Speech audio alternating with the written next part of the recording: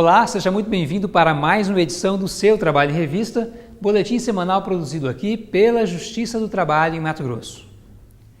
Juízes de todas as varas do trabalho do Estado participaram na última terça de um encontro no tribunal. O foco foi o aperfeiçoamento da gestão administrativa das unidades judiciais. Veja como foi. Juízes responsáveis pelas 38 varas do trabalho de Mato Grosso estiveram reunidos em Cuiabá para discutir assuntos ligados à administração judiciária. Entre os temas, a análise dos indicadores de gestão, como carga de trabalho, produtividade e eficiência. Primeiro encontro nessa gestão que está em andamento e ela tem por finalidade estabelecer critérios para a boa funcionalidade das unidades, ou seja, das varas do trabalho. Daí a razão de ter convidado para esse encontro só os juízes titulares e aqueles juízes substitutos que estão respondendo pela titularidade. Qual é o ponto relevante? O ponto relevante, nós vamos discutir temas relacionados hoje ao interesse e à melhoria do primeiro grau, portanto o foco vai ser concentrar energias para que o primeiro grau possa atender bem e melhor. Depois nós vamos trabalhar com a resolução do Conselho Superior de Justiça do Trabalho relativa ao número de servidores que serão colocados, quantos servidores em cada unidade precisam. Estamos fazendo um estudo para lotar no máximo. Então, ao que me parece, é um avanço enorme que nós estamos querendo dar para que as unidades funcionem bem. Então, eu estou aqui ao lado da vice-presidente, que nós estamos fazendo essa gestão compartilhada nesse sentido, não é? Exatamente, ela se estende também ao primeiro grau, é esse o foco desse encontro, compartilhar a gestão, inclusive com o primeiro grau. E nós vamos dar também aos colegas a oportunidade de melhor conhecer o orçamento e como funciona os investimentos e o gasto do dinheiro público e como ele chega em cada unidade. Para nós esse é um ponto relevante, essa é a troca de experiência, uma oportunidade para que os colegas possam, então, inclusive dar sugestões para que possamos cada vez melhorar e fazer com que a nossa gestão seja a mais democrática possível. Esse modelo de gestão participativa pretende garantir uma melhoria contínua da prestação de serviços à população. Para você entregar a prestação jurisdicional, é necessário percorrer um caminho. E esse caminho passa por organização de pessoas, passa por organização do sistema de produção da unidade, e essa organização possibilita que você entregue a sentença, a prestação jurisdicional, de uma maneira mais rápida, mais célere e com maior qualidade também. Além disso, um dos objetivos do tribunal, que é a qualidade de vida, essa organização faz com que o trabalho dos servidores seja mais fácil e possibilita eles trabalhar de uma maneira organizada e não além do expediente, mas durante o tempo do expediente, proporcionando assim uma satisfação pelo cumprimento do dever cumprido. A gestão vai ajudar nisso. Uma empresa de produtos alimentícios de Sergipe vai ter que indenizar um ex-empregado. O motivo foi porque a empresa anotava na carteira de trabalho os atestados médicos apresentados pelo trabalhador. Acompanhe o caso agora no quadro Direto de Brasília. A empresa alegou que as anotações na carteira de trabalho não foram desabonadoras, pois os novos empregadores iriam concluir que o ajudante de depósito justificava suas faltas, o que seria um benefício para a imagem dele. No entanto, o argumento não convenceu o juiz de primeira instância, que entendeu que o empregador tentou prejudicar o rapaz e, por isso, condenou a empresa a pagar R$5.000 de indenização. No Tribunal Regional do Trabalho de Sergipe, a sentença foi reformada, mas o empregado recorreu ao TST, justificando que o único objetivo das anotações foi desabonar sua conduta.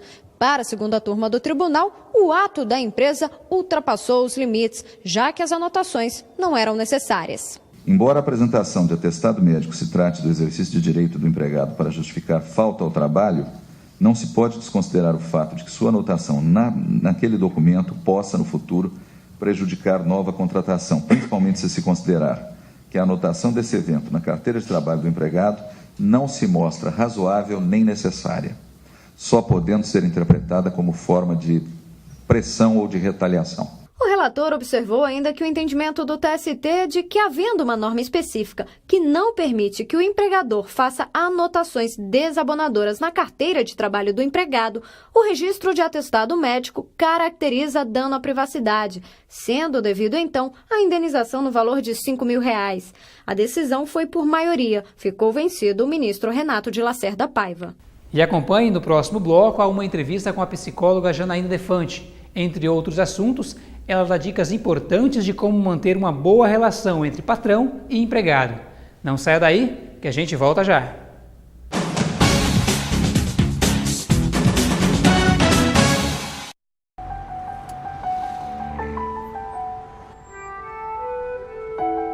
No Brasil, milhões de crianças abandonam as escolas para trabalhar nas ruas. Muitas vezes, obrigadas pela própria família ou por exploradores.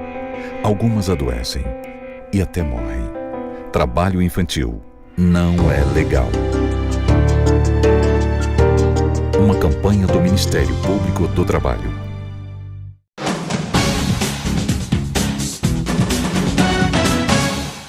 Voltamos com o programa Trabalho em Revista.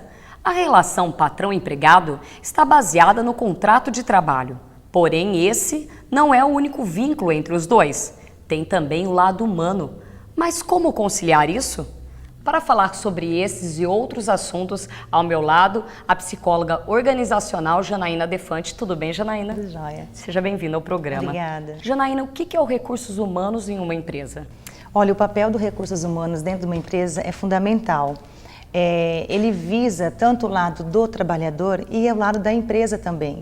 Ali existe um elo que tem entre esse funcionário e essa diretoria, né, da empresa. Então, um papel fundamental, ver as questões de direitos, as questões judiciais, ver as necessidades também de um colaborador, ver onde ele precisa, nessa parte mais de responsabilidade social e ver mais voltado mesmo a questões de processos, né? Tanto na parte trabalhista como judicial também. Nem sempre o responsável pelo recurso humano de uma empresa é um psicólogo, mas por que seria mais interessante a atuação de um psicólogo nessa área? A atuação de psicólogos no RH é recente até. Não tem muito tempo, mas assim, a gente vê a vantagem porque o psicólogo ele já está preparado para poder analisar várias aptidões nessa pessoa em si. É como a gente fala, a gente enxerga a pessoa como um todo, vê as habilidades, analisa os comportamentos, vê o talento dessa pessoa, sabe administrar conflitos, é questão até mesmo de mudança de função, sabe? Onde essa pessoa se encaixa. Às vezes essa pessoa não está se produzindo tanto como se ela tivesse em outra função. Não que o outro profissional não saiba avaliar isso, mas o psicólogo ele já vem preparado desde a faculdade, né, onde tem a parte clínica, onde tem a parte organizacional, para poder lidar com isso. Acaba sabendo fazer o aproveitamento de uma mão de obra. Muito, muito. E descobrindo grandes talentos. Grandes talentos. Não acaba assim, vamos dispensar essa pessoa porque essa pessoa não está dando certo. Mas espera aí, vamos avaliar, vamos ver onde que está o talento. Se desse uma segunda chance? Seria.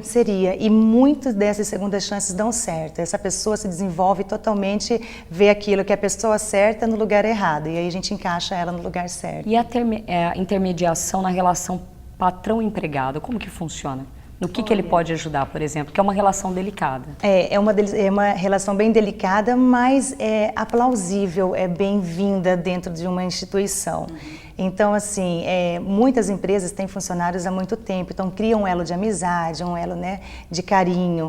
Então, o psicólogo, ele respeita muito essa aptidão mesmo que eles têm de se envolverem, de terem um relacionamento bacana. E ele serve como interlocutor para não haver até um desgaste de algum problema. O patrão, o empregador procura, primeiro determina que é o RH, olha, conversa com funcionário tal sobre tal problema e aí evita aquele desgaste. Sim. Ele serve como interlocutor, sim.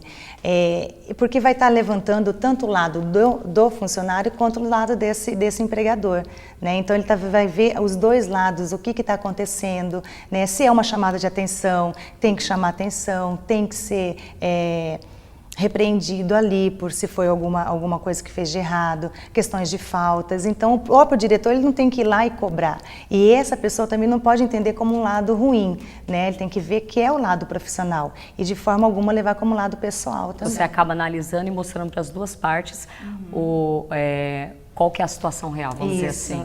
Até para que se coloque, porque o mais difícil numa relação de trabalho é você se colocar no lugar do outro profissional. E aí eu acho que o psicólogo ele entra para facilitar aí, né? Como que deve ser uma relação entre patrão e empregado? Essa relação, ela é uma relação que tem que tomar bastante cuidado para não entenderem se tem alguma dificuldade de relacionamento em entrar como um lado pessoal. Porque ali a gente visa o lado profissional mesmo, a pessoa trabalhando, atuando enquanto profissional. Mas lógico que tem todo o carinho, toda a atenção, toda a preocupação ele enquanto pessoa, né? Então, assim, essa relação é mais voltada para o funcionário não tomar como partido pessoal, né, do que o próprio empregador. O empregador está ali, são vários funcionários, né, são várias pessoas, ou são só 5, ou 10, ou 100, mas a função dele é fazer com que a empresa ande, caminhe, né, tenha produção e também não esqueça de ver o lado mais pessoal mesmo desse funcionário. O funcionário que trabalha muito tempo numa empresa, ele acaba adquirindo uma amizade com o seu patrão, né, com o seu chefe.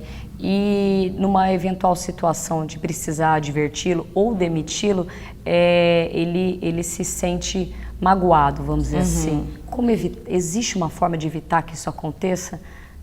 Que não se torne tão pessoal, como colocar, aí eu entro no papel do RH, colocar na cabeça desse funcionário que, queira ou não, ele é funcionário.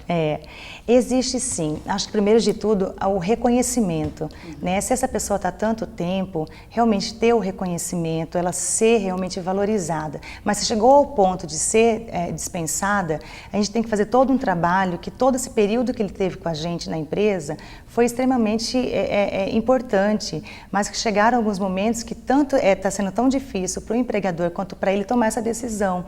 Então ele não possa ver como uma traição, mas talvez como uma necessidade mesmo dali, daquele momento, a realidade que a empresa está passando, né? Será que já deu tempo de serviço dele, né? Será que chegaram máquinas mais avançadas que dentro do treinamento dele, da habilidade dele, infelizmente ele não se encaixa.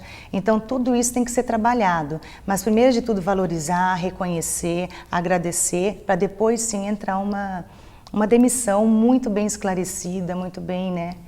Uma relação, acho que se confunde muito de amizade entre o empregado doméstico e o patrão, né? Porque o empregado doméstico, ele acaba, quando ele vive muito com uma família, ele se sente da família. Isso é verdade. Como lidar com essa relação de um funcionário que acaba se tornando um membro da família? Isso é verdade. E aí, nessa situação, já é mais difícil do que numa empresa, né? Que tem vários setores e tudo. A empregada, tem os seus líderes, né? Então, e a empregada doméstica, seu líder é ali, são seus patrões, né? Então, nessa situação é mais delicada mesmo. Então, a gente vê casos de pessoas que têm funcionários há 10, 15, né, 20 anos e que deu tudo certo, mas tem situações mesmo que deu 6 anos, 7, que realmente não tem como dar tão certo pelo fato da necessidade de não poder mais trabalhar ali, acabou o tempo. Às vezes é uma babá que ficou desde bebezinho, a criança está indo para o colégio, então quando ela se vê a necessidade de ir embora, de ser dispensada, aí pode ser uma coisa que magoa muito mais do que dentro de uma organização, porque é como se ela estivesse sendo, né, retirada da família. Mas nesse sentido também tem uma contrapartida que as pessoas podem, e acontece muito, de quem tem esse elo, essa amizade dentro de casa, indicar para outras famílias. Então a gente vê muitos casos disso. Olha, eu estou com uma pessoa tão boa que eu não quero deixar ela sair. Às vezes deixa de ser babá, passa a ser empregada doméstica de faxina mesmo. Né? Então, esses cuidados que eles têm também. Uma forma de evitar um processo trabalhista seria, então, tentar dar um encaminhamento a essa pessoa. Sim. E também é bom deixar uma orientação para que o empregador ele não pode estreitar tanto esse laço. Para não confundir? Para não confundir. Só que aí entra uma dificuldade, porque aquela coisa é o dia a dia, né? Todos os dias ali, né, convivendo com a família. Acaba que se torna difícil. Acaba difícil, não é impossível, mas é difícil. Então isso vai muito mais do donos de casa mesmo, dos patrões, darem o limite até onde esse funcionário pode ir, né? Porque se der muita liberdade também, eles acabam abraçando isso, gostando, né? Mas assim, vai muito mais dos patrões mesmo, até onde ela pode ir. E depois essa questão do encaminhamento, essa demissão muito clara, muito objetiva, muito transparente, vale muito para evitar mágoa, um processo trabalhista também. Sabe? Como que a gente, para encerrar o programa, Janaína, qual a orientação que você passaria, resumindo todo esse nosso bate-papo aqui, tanto para o empregador quanto para o empregado? Olha, é muito bem-vinda essa questão mesmo de respeitar sempre o outro, se colocar no lugar do outro, né?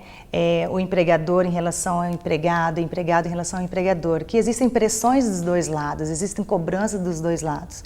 Então, o importante é sempre ver a pessoa como ela é, o que ela está passando, qual que é a necessidade dela, qual que é o seu valor. Então, assim, enxergar a pessoa com os seus sentimentos, né, com a sua valorização mesmo como profissional. Isso é importante. Isso é muito transparente, sabe, Priscila? Ser muito transparente, não ficar sobre mensagens, né, subliminares, aquelas coisas mais não tão claras em relação a uma demissão, o que você fez de bom, um reconhecimento, uma valorização. Isso aí é muito importante. Explicar o porquê a pessoa está saindo, por exemplo, no caso. Né? Dar uma satisfação, né? Isso é fundamental. A pessoa tem que saber. Ela se sente respeitada, né? Ele teve a consideração de me explicar qual fato não estava dando certo, ao invés de você forçar uma saída da pessoa, né? Tanto que no RH hoje tem as entrevistas de desligamento. Então você passa por uma entrevista onde mostra onde que você errou e para não errar até mesmo no próximo emprego, entendeu? Bom, Janaína, obrigada pela participação. E assim terminamos o programa desta semana, mas você pode revê-lo a qualquer momento acessando a página do TRT na internet e clicando no link vídeos. O programa também está disponível no YouTube, no endereço que aparece aí na sua tela. E aproveite para acompanhar o Tribunal nas redes sociais. Obrigada e até o próximo programa.